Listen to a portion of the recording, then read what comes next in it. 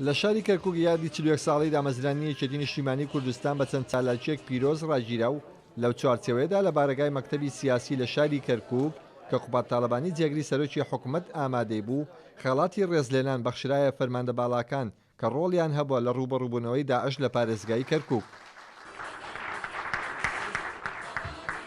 پیرۆزبایی 41 ساڵەی دامەزراندنی یەکێتی نیشتیمانی کوردستان دەنێرین بۆ مامی گەورەمان جەنابی مام جەلال. ئەمڕۆ لە یادی دامەزراندنی یەکێتیە تێکۆشەرەکەتان ئێمە جیاواز لە یادەکانی جاران پێمان باش بوو یادی یەکێتی نیشتیمانی کوردستان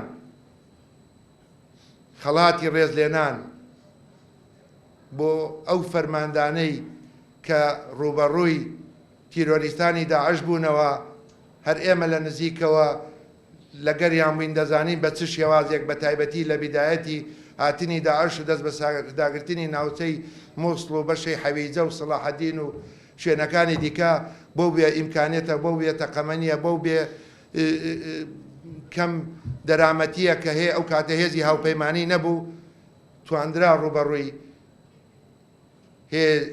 تیرۆریستانی داعش ببنەوە. لەناو ئاپۆڕای جەماوەر ئەندامانی مەکتەبی سیاسی و سەرکردایەتی پێشوازیان لە چین و توێژەکان و سەرکردەی لایەنە سیاسیەکان کرد کە بۆ پیرۆزڕاگرتنی ئەو یادە سەردانی بارگای مەڵبەندیان کردبوو. یادی 41 ساڵەی دامەزرانی یەکێتی بە چەندین چالاکی تر پیرۆز ڕاگیرا کە جیاواز لە ساڵانی پێشوو چالاکیەکان سەرکرابوونەوە لە ئاوردانەوە لە فەرماندە و ئەفسەر و هێزەکانی پێشمەرگا کە بوونەتە سمبولی ئازادی و پاراستنی خەڵکی کوردستان.